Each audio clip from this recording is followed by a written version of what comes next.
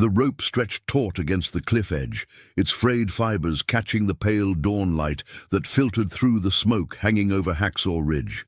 Desmond Doss tested the line one more time, his hands already raw from 6 days of lowering wounded men into the darkness below.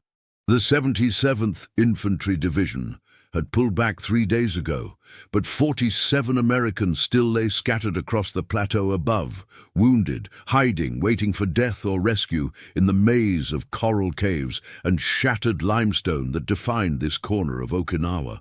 Captain Glover crouched beside him, rain dripping from his helmet onto the mud-stained field map spread between them. The April rains had turned the approaches to Hacksaw Ridge into a slippery nightmare of red clay and standing water, making every step treacherous.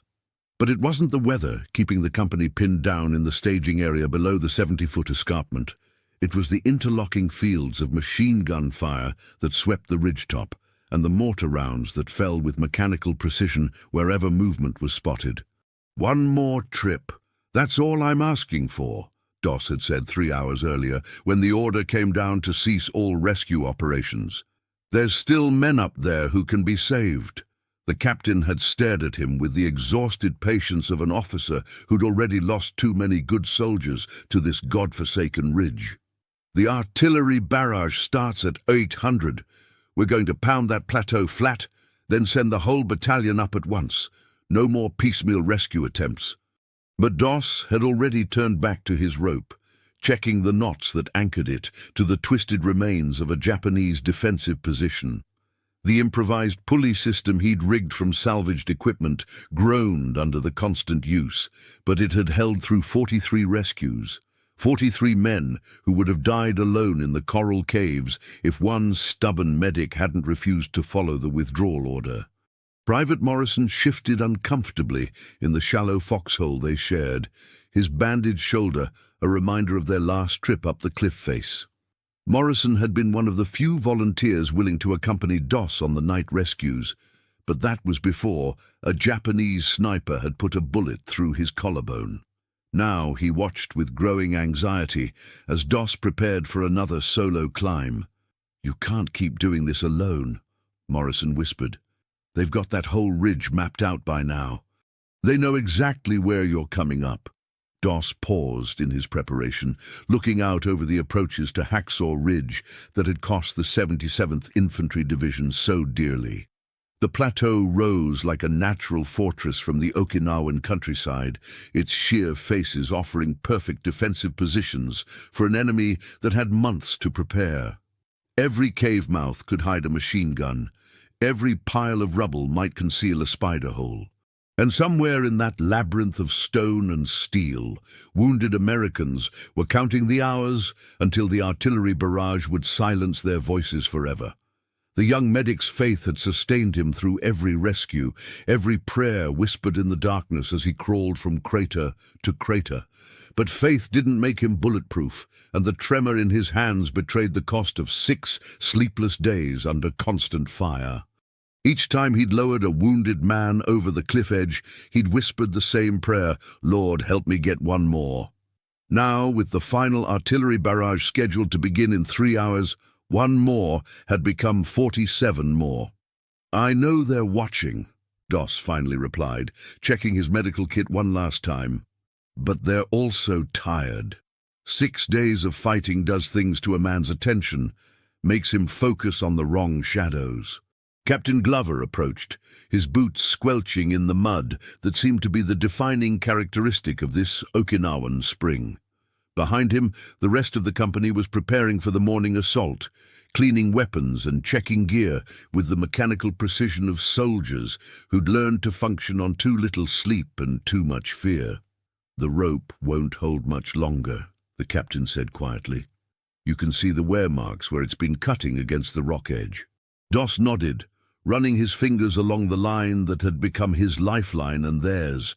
Several strands had already snapped under the stress, and the remaining fibers looked ready to part at any moment. But he'd reinforced the critical sections with parachute cord and bootlaces donated by every man in the unit, creating a patchwork system that somehow continued to function. The sound of distant mortars echoed across the ridge, followed by the sharp crack of rifle fire. Someone up there was still fighting, still alive, still waiting for rescue. For Doss, that settled the matter more decisively than any order or tactical consideration. "One more time," he said, shouldering his medical kit and checking the knots one final time. "Just one more. If stories like this make you imagine what you'd do under fire, tell us in the comments how you think you'd react in this situation, and stay with us for the next chapters." The climb to the top of Hacksaw Ridge took 40 minutes in daylight, twice that in the pre-dawn darkness when Japanese patrols moved through the coral caves like whispers of death. Doss had made the ascent so many times that his hands knew every handhold, every crack in the limestone where a boot could find purchase, but this morning felt different. The usual sounds of the ridge, distant rifle fire, the occasional mortar round, the soft calling of wounded men, had been replaced by an ominous silence that made every movement feel amplified. Doss pulled himself over the rim of the plateau and immediately rolled into the cover of a shattered tree stump that had become his primary landmark. The Okinawan landscape spread out below him, a patchwork of muddy fields and stone walls that had been transformed into killing fields by weeks of constant fighting. In the distance, he could see the 77th Infantry Division's staging areas, tiny figures moving with the deliberate urgency of soldiers preparing for another assault. The first wounded man lay 30 yards away, partially concealed in a shell crater that had filled with rainwater during the night. Sergeant Howell, the squad leader who'd openly questioned Doss's refusal to carry a weapon during training, now looked up with eyes that held no trace of his former skepticism. A piece of Japanese mortar shrapnel had opened his abdomen, and infection was already setting in around the crude field dressing he'd managed to apply himself. "Thought you'd finally come to your senses and stayed down there," Howell whispered as Doss began examining the wound. His voice carried the hollow quality of a man who'd spent 3 days convinced he was going to die alone. "Never was accused of having good sense," Doss replied, carefully cleaning the wound edges with his dwindling supply of antiseptic. The injury was serious, but survivable if he could get Howell to the aid station quickly. "Can you help me get you to the cliff edge?" Howell tried to sit up, then fell back with a sharp intake of breath. "Don't think so. Tried twice yesterday, couldn't make it 10 feet. The sound of approaching footsteps sent both men into instant silence. Doss pressed himself against the crater wall, listening as a Japanese patrol moved past their position. The enemy soldiers were close enough that he could hear their low conversation, the clink of equipment, the soft splash of boots in standing water. For 5 minutes that felt like hours. The two Americans held their breath while death walked within arm's reach. When the patrol sounds faded, Doss began the careful process of preparing Howell for transport. The makeshift stretcher he'd fashioned from broken rifle stocks and torn ponchos had been left at the cliff edge, but moving a man with abdominal wounds required more than determination. It required time they might not have. "Why'd you come back?" Howell asked as Doss worked. "Nobody would blame you for following orders and staying down there." The question had haunted Doss through every rescue, every prayer whispered in the darkness of Hacksaw Ridge. The official answer was simple. He was a medic, and medics didn't abandon wounded soldiers.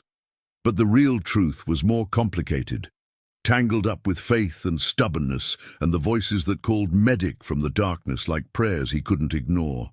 "Because you're still here," Doss said finally. "And as long as you're here, I'm here." The journey to the cliff edge took an hour, moving in short rushes between points of cover. Twice they had to freeze while Japanese soldiers passed nearby, and once a mortar round exploded close enough to shower them with fragments of coral and dirt. But Howell's condition was stabilizing, and when they finally reached the rope, Doss felt the familiar mixture of relief and anxiety that came with each evacuation. The rope showed new signs of wear, with several more strands frayed nearly to breaking, but the knots held, and the improvised pulley system that Doss had constructed from salvaged equipment still functioned. As he secured Howell in the harness system, he could hear voices calling from other parts of the ridge, wounded men who knew he was up there, who were counting on one more impossible rescue. "How many more?" Howell asked, reading the exhaustion in Doss's face. Doss looked out over the plateau of Hacksaw Ridge, where the April rain had turned shell craters into pools and made every surface treacherous. Somewhere in that maze of stone and water, 46 more Americans were waiting. The artillery barrage would begin in less than 2 hours, and after that, the ridge would be silent forever. "Enough," he said quietly, beginning to lower Howell into the darkness below. "There's always enough." As the sergeant disappeared over the cliff edge, carried by a rope that seemed held together more by prayer than by fiber, Doss turned back toward the interior of the ridge. The silence had returned, broken only by the distant sound of rain on stone and the soft calling of men who refused to give up hope. In his pocket, his small prayer book had grown soft from constant handling, its pages stained with mud and sweat from 6 days of impossible rescues. But the words still offered comfort, still gave him strength for one more trip across the killing ground of Hacksaw Ridge. One more wounded soldier, one more life saved, one more man who might see home again. By the time Doss located the second group of wounded, the sun had climbed high enough to burn off the morning mist that had provided precious concealment. 4 men huddled in what remained of a Japanese bunker, their makeshift shelter offering protection from enemy observation, but little else. Private Chen, barely 19, had taken a machine gun burst through both legs. Corporal Martinez was unconscious from blood loss, a tourniquet fashioned from bootlaces, the only thing keeping him alive. 2 others, Johnson and Webb, were mobile but trapped, unable to move their wounded comrades and unwilling to abandon them. "Jesus Christ," Chen breathed when he recognized Doss crawling through the bunker entrance. "We figured you were dead by now." The young medic immediately went to work, checking wounds and redistributing his dwindling medical supplies among the 4 soldiers. His morphine was nearly exhausted, and the bandages he'd started with 6 days ago had been supplemented by torn clothing, strips of canvas, and anything else that could be pressed into service. On Hacksaw Ridge, medical supply became an exercise in constant improvisation. "How bad is the situation down below?" Johnson asked. He was a squad leader, responsible for these men, and the weight of that responsibility had aged him years in the space of days. Doss paused in his examination of Martinez's wounds. "The whole battalion's pulling back. Artillery barrage starts in 90 minutes, then they're coming up with everything they've got." The implications hung heavy in the bunker's stale air. Everyone understood that the barrage meant the end of individual rescue attempts. After the guns fell silent, Hacksaw Ridge would either be American-held or a graveyard, with no middle ground for wounded men hiding in shell craters and cave systems. "Can you get us all out?" Webb asked. His voice carried the brittle hope of a man who'd spent 3 days listening to distant explosions and wondering which one would be his last. Doss considered the logistics. 4 men, 2 of them unable to walk, 1 fraying rope and a jury-rigged pulley system that groaned with each use. The cliff edge was 200 yards away across open ground that Japanese observers had been watching for 6 days. In daylight, the movement would draw fire from every enemy position on the ridge. "We'll get you out," he said with more confidence than he felt. "But we do it my way, and we do it quiet." The evacuation of the bunker took 3 hours. Moving Martinez required a stretcher, improvised from broken equipment and torn shelter halves, with Chen supporting himself on a crutch Doss, fashioned from a splintered rifle stock. They moved in short rushes, timing their movement to coincide with the distant sound of artillery fire that might mask the noise of their passage.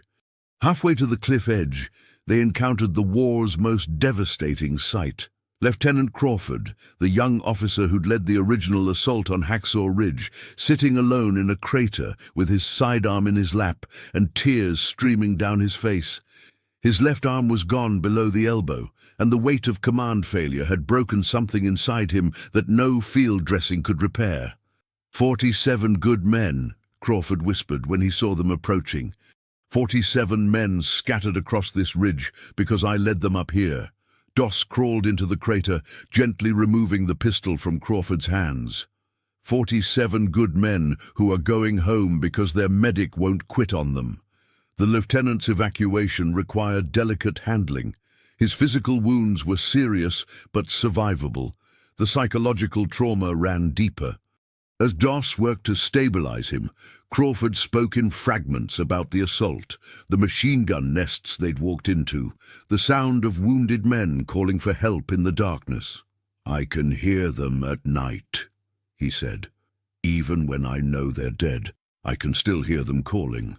Doss understood that sound, had been hearing it himself for 6 days.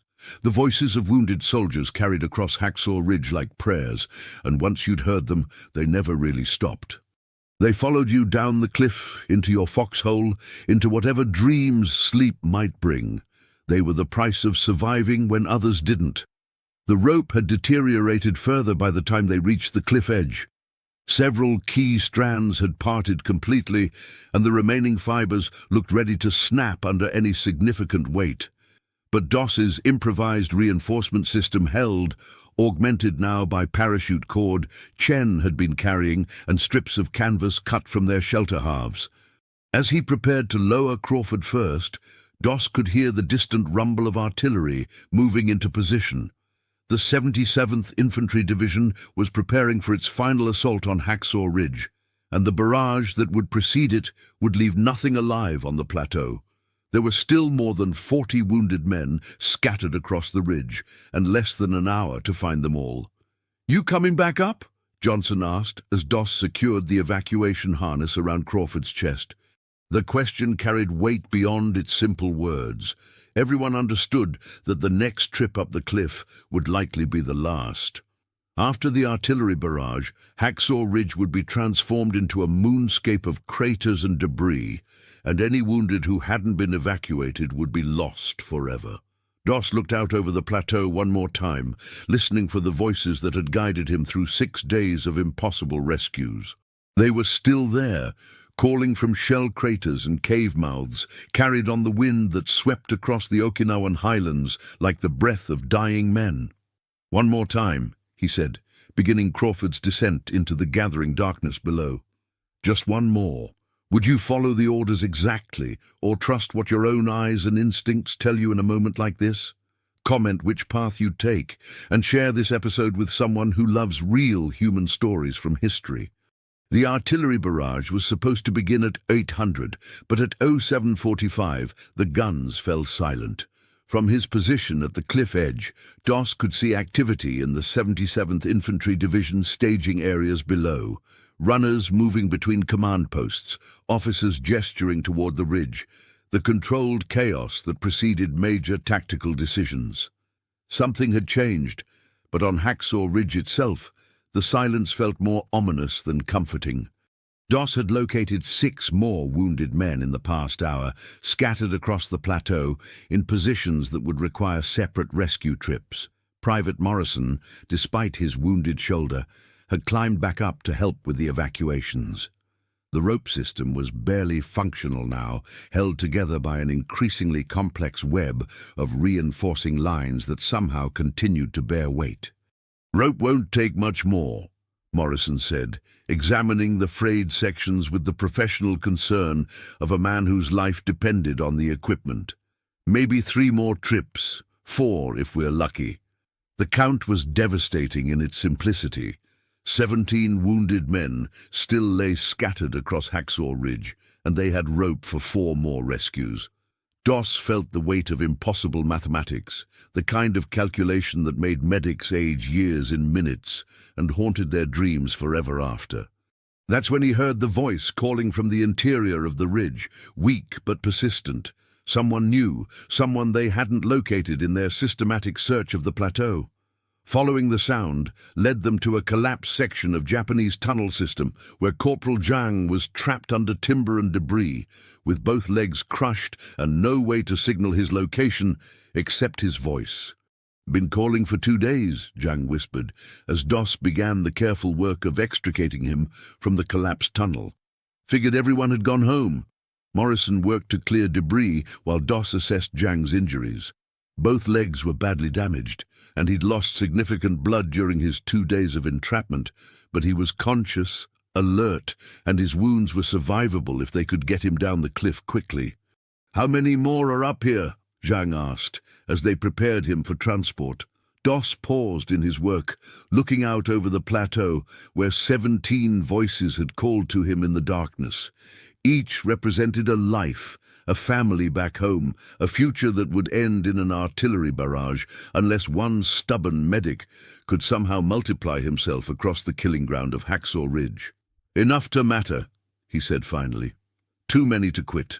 The evacuation of Zhang required modifications to their rope system that used the last of their reinforcing material. As Doss lowered him over the cliff edge, he could feel the line stretching under the weight, individual fibers parting with small sounds like prayers being cut short. When Zhang reached bottom safely, the rope was visibly thinner, its integrity compromised beyond any reasonable margin of safety. Morrison was examining the remaining coils when the sound of aircraft engines echoed across the ridge. American planes flying low reconnaissance passes over the plateau, their observers undoubtedly reporting on Japanese positions for the artillery barrage that would reduce everything to rubble and silence. "They're really going to pound this place flat," Morrison said. "Nothing's going to survive up here." Doss checked his watch. Zoo 8:30. The barrage had been delayed, but not cancelled. Somewhere in the command posts below, officers were making final calculations about acceptable losses and tactical necessity. The wounded men scattered across Hacksaw Ridge were becoming statistics in those calculations, numbers weighed against the cost of additional delay. But statistics didn't call medic in the darkness. Statistics didn't have wives and mothers and children waiting back home. Statistics didn't look at you with eyes that held hope despite 3 days of abandonment and pain that would have broken stronger men. "I'm going to get one more," Doss said, checking his medical kit and preparing for another trip across the plateau. Morrison stared at him with a mixture of admiration and disbelief. "The rope won't hold. You saw how thin it's gotten. Next time it breaks, you're stuck up here when the barrage starts." The logic was unassailable. The rope was failing, the artillery was repositioned and ready, and the tactical situation made continued rescue attempts suicidal rather than heroic. But somewhere in the coral caves and shell craters of Hacksaw Ridge, 16 men were counting minutes until the world exploded around them. Doss had been whispering the same prayer for 6 days. "Lord, help me get one more." Now, facing the mathematics of insufficient time and failing equipment, the prayer took on desperate urgency. One more wounded soldier, one more life saved, one more man who might see home again if faith and determination could somehow overcome the limits of fraying rope and falling artillery shells. The young medic began moving back toward the interior of the ridge, leaving Morrison to maintain the evacuation point and pray that the rope would hold for one final descent. Behind him, the voices called from their hiding places carried on wind that tasted of smoke and rain and the approaching thunder of American artillery. In his pocket, his prayer book remained soft from constant handling, its pages a source of strength that had sustained him through the impossible. But even faith had to reckon with the reality of physics, and as he moved deeper into the killing ground of Hacksaw Ridge, Doss carried the knowledge that this trip might be his last. One more time. Just one more. The secret Doss carried for the rest of his life wasn't about courage. It was about the moment he broke down completely, 3 hours before the artillery barrage finally began. He'd found the last cluster of wounded men in a cave system on the far side of Hacksaw Ridge, 8 soldiers who'd been trapped there since the failed assault. Among them was Private Torres, barely 18, who'd taken shrapnel through his chest and was drowning in his own blood despite every medical intervention Doss could manage. Torres died while Dos was trying to clear his airway. His last words a whispered request to tell his mother he'd tried to be brave. The young medic sat in that cave for 10 minutes afterward, holding Torres's dog tags and shaking with exhaustion that went deeper than physical fatigue. For the first time in 6 days, he couldn't hear the prayer that had sustained him through every rescue. The silence in his head was more terrifying than enemy fire. "I can't do this anymore," he whispered to the 7 surviving soldiers who watched him with desperate hope. "I've got nothing left," but the voices wouldn't stop calling. Even there, in the depths of the cave system, he could hear wounded men scattered across other parts of the ridge, their calls growing weaker as time and blood loss took their toll. The rope was failing, the artillery was ready, and one exhausted medic was finally facing the mathematics of the impossible. That's when Sergeant Palmer, despite his own wounded leg, crawled over and placed a hand on Doss's shoulder. Palmer had been one of the harshest critics of Doss's refusal to carry a weapon, but 6 days on Hacksaw Ridge had changed his perspective on what constituted effective combat contribution. "You already did more than anyone had a right to expect," Palmer said quietly. "Whatever happens now, you got 46 men off this ridge who'd be dead without you." Doss looked around the cave at the 7 wounded soldiers who were depending on him for evacuation. Beyond them, scattered across the plateau, were 9 more voices calling from shell craters and collapsed positions. 16 men total, with a rope that might support 3 more rescues before parting completely. The breakdown lasted exactly 10 minutes. The time it took him to realize that the prayer had never stopped. He'd just been too exhausted to hear it. When he finally stood up and began preparing Palmer for transport, the familiar words returned. "Lord, help me get one more." Not 46, not 16, not even 7.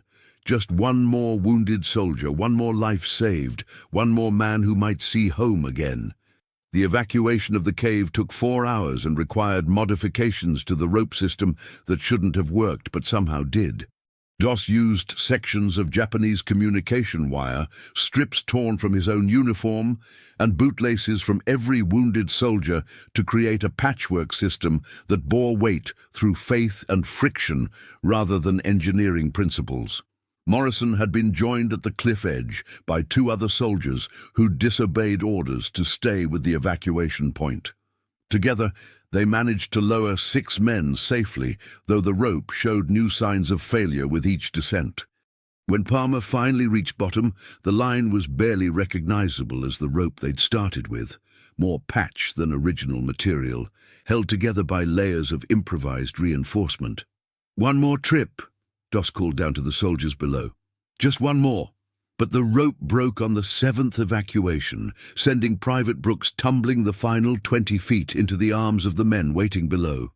Brooks survived with additional injuries, but Doss was now stranded on Hacksaw Ridge with 9 wounded men and no way to get them to safety. The artillery barrage was scheduled to begin in 30 minutes. That's when he improvised the solution that would haunt his dreams for decades afterward.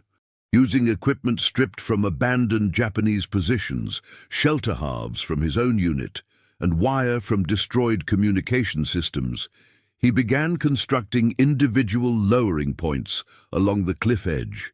Not one rope, but multiple lines, each capable of supporting a single evacuation. The work took him through the last 20 minutes before the barrage, his hands bleeding from handling rough wire, his body shaking with exhaustion and fever. When the first artillery shells began falling on the far side of the ridge, he was lowering the 8th man, whispering prayers that had become automatic rather than conscious. The final evacuation happened as the barrage walked across Hacksaw Ridge, each explosion closer than the last. Doss lowered himself on a line cobbled together from the last scraps of available material, reaching the bottom just as the plateau above disappeared in smoke and falling debris. The improvised rope parted as his feet touched ground, its mission finally complete. In the official after-action report, the evacuation of Hacksaw Ridge was summarized in 3 clean sentences about tactical withdrawal and casualty evacuation procedures.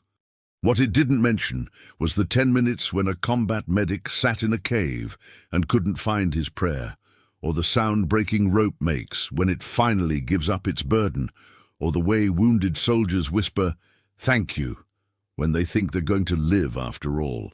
75 men evacuated over 6 days using a rope that should have failed on the first rescue. The mathematics of faith, Morrison would say years later, never did add up correctly. 50 years after Hacksaw Ridge, Desmond Doss still woke up some mornings to the sound of rope fibers parting under strain. The doctors called it auditory flashback, a common symptom among combat veterans, but Doss knew better. It wasn't memory playing tricks. It was the sound of reaching the absolute limit of what was possible and somehow finding a way to go beyond it anyway. The Medal of Honor ceremony had been clean and formal, with speeches about heroism and courage that transformed 6 days of terror and exhaustion into something appropriately symbolic for public consumption. But the medal couldn't capture the weight of individual voices calling "medic" from the darkness, or the way his hands had shaken while rigging that improvised rope system, or the 10 minutes in the cave when he'd finally broken down completely. Morrison visited him once a year, usually in the spring when the Okinawan rains would have been falling. They'd sit on Doss's porch and talk about everything except Hacksaw Ridge, though the ridge was present in every conversation in the way Morrison still favored his left shoulder, in the careful way both men handled rope or string, in the pauses that lasted exactly long enough for someone to whisper a prayer. "How many do you figure made it all the way home?" Morrison asked during one of these visits, 23 years after the war ended. Doss had kept track, through Christmas cards and occasional letters, through wedding announcements and birth certificates that arrived with notes of thanks. 68 of the 75 men evacuated from Hacksaw Ridge had survived their wounds and returned to civilian life. 7 had died later from complications, infection, or wounds too severe for 1945 military medicine to repair completely. "Most of them," Doss replied, "more than had any right to expect. The conversations they never had were about the cost." How Doss's hands trembled slightly for the rest of his life, especially when handling rope or working with knots. How Morrison sometimes woke up convinced he could hear wounded men calling from impossible distances. How both men had learned to function with a kind of hypervigilance that made civilian life feel simultaneously precious and fragile. The rope itself had become the most requested artifact for military museums, though Doss had quietly declined all such requests. The patchwork line that had held together through divine intervention and desperate improvisation had been buried in a military cemetery, along with the stretchers, bandages, and other equipment that had served beyond any reasonable expectation. Some things, he felt, deserved rest rather than display. In 1995, 50 years after Okinawa, a group of survivors organized a reunion on the anniversary of the Hacksaw Ridge evacuation. 18 men attended, their wives and children filling hotel conference rooms with stories that had taken decades to share. During the formal dinner, each man stood to offer a brief testimony about what the war had meant to his life. When Doss's turn came, he remained seated, looking around the room at faces that had aged 50 years since he'd last seen them on a cliff edge, in the pre-dawn darkness of a Pacific island none of them had ever heard of before the war. "I still hear you calling," he said finally. "Every one of you, every night for 50 years. It's not a burden and it's not a blessing. It's just what happens when you refuse to leave someone behind." Palmer, now a retired teacher from Ohio, raised his water glass in what became the informal toast of every subsequent reunion, to the medic who wouldn't carry a gun, and the rope that held when nothing else would. The most accurate account of the Hacksaw Ridge evacuation was never written down. It lived in the careful way survivors treated their own children, in marriages that lasted because two people understood what it meant to reach beyond the possible, in small acts of daily kindness that seemed insignificant until you realized they were performed by men who had once been lowered to safety on a rope that should have broken. Doss died in 2006, surrounded by family and friends who understood that his real legacy wasn't the medal or the citations, but the quiet way he'd spent 60 years demonstrating that the same faith that had sustained him through the impossible could also sustain him through the ordinary challenges of civilian life. At the funeral, Morrison delivered a brief eulogy that mentioned Hacksaw Ridge only once. In the final sentence, "Some people carry their finest moment with them for the rest of their lives. Doss carried his finest prayer." The old rope, buried decades earlier in Arlington National Cemetery, had finally found its rest. But the voices of 75 men echoed in their children and grandchildren, in lives that extended forward from a moment when one stubborn medic had refused to accept the mathematics of the impossible and had somehow found a way to save just one more. The legend was lighter than the memory, but the memory was what mattered. In the end, the stories we tell are never quite the same as the prayers we whisper in the darkness, but both are necessary for understanding what it means to refuse to leave someone behind. If this story reminded you that behind every medal there's a human being carrying memories we'll never fully see, subscribe to the channel, tell us which country you watch from, and invite someone to revisit history with us in the next story.